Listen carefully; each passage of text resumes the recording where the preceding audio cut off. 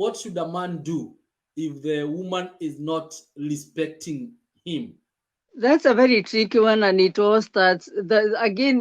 To me, if you ask me, there were some red flags that may be like me. He said, "I want peace. I want to get married," but now it has happened, and yeah, the issue of where the wife is making more money than the husband, or the other way around. Even if the husband is making more money than the wife, this is an issue of priorities. The issue of valuing one another and not the material. Because when you start devaluing another person because they are not bringing as much as you are bringing, it means there was some lack of commitment right from the word go. And this is where we see that if you really love her and you want to keep your marriage, don't just jump out. Is there a way that you can both go for counseling? And I always encourage people, we are not, just like we say, we are now in a modern world. We have counseling going on. When I was going through my stuff, there was no counseling going on.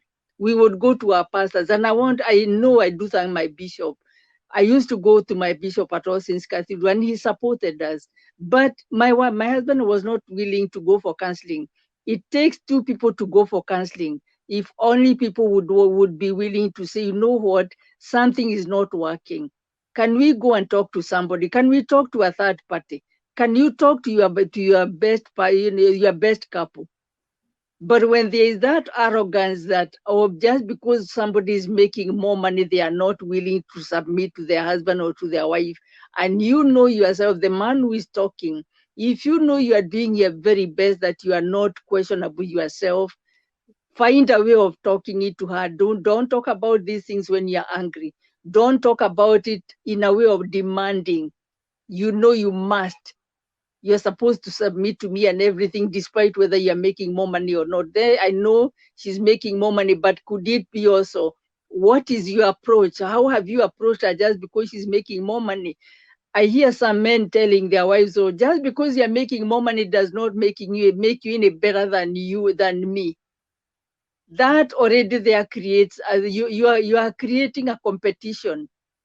We need to remove the competition. If you're the one who is making less money, please don't use that against your wife, because sometimes you're also setting your wives up. And allow me to say this without any bias, I have found it that when the husband is making less, they become angry and they use that against their wives, instead of saying that, you know what, if she brings more money in the house, she's going to be helping the family as a whole. Use it to compliment her, use it to encourage her, but not to nag her, not to blame her, not to use it to tell her you are refusing to submit just because you're making money. The way you come out of it will either make it or break it. If that approach is not working, either involve your best couple or go for counseling. Grace is there as a professional counselor. I would say here, people are still keeping away from counseling. Why is it easy to buy a shoe for 10,000 shillings or 10,000 or $1,000? And when we tell you to go for counseling to save your marriage, to save your children, you think it is too much to pay me $100 or $150? There are very many counselors. I encourage you, please value your marriage, value your children, value yourself enough to invest in yourself. I think that is a priority that we need to put right. Your life, both life as a family, your body is a lot more than a pair of shoes. It's a lot more than the clothes you wear. Because today you can wear all those things, but inside you are broken. So what is coming out of you? Anger, bitterness, you are irritable. Yes, you have the money, you saved your money, but you have these things bubbling out of you and you are hurting the very people you love. If you know that you are becoming unapproachable, please, and I think somebody said, looking for counseling, getting help is not a weakness. It takes a lot more to say, I need help. And by the way, allow me to say this before I leave. It takes a lot more to leave an abusive relationship than to stay. It takes a lot more to leave. And the hardest And the riskiest day in the life of an abused person is the day you walk out of that relationship. The day you say, I need help. I am going to look for a counselor. Those are your strongest moments. So stop feeling that if I say we are having a problem as a couple, it is not a weakness. Reach out for help because help is available. The other thing is I'm encouraging my fellow pastors and ministers.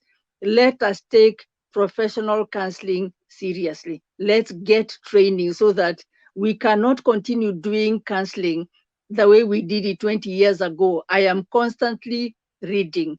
I am still in school, by the way. I am still reading because I want to talk a language that is relevant to you. I want to be able to be relevant, and I encourage all of us, please don't stop learning. The day you stop learning, that's the end of your life. And yes, back to that man, our brother who says that there is an issue of submission. Handle it quietly. Don't fight about it, but give it a trial.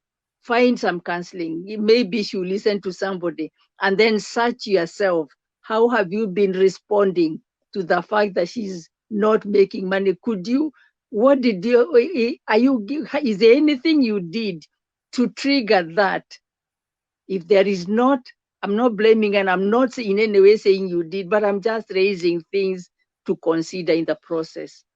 And the other thing is, the bishop says that a lot of our ministers don't come out to say that we are hurting. Guess what? The reason it is hard to say that is because if I had a church, which I don't, I minister in the open world. Sometimes it is hard for a minister to come out and say that I am hurting, because the congregation, this is where we as the congregation can help our ministers. You are looking up to them. You are looking up to the first lady. You are looking up to your minister.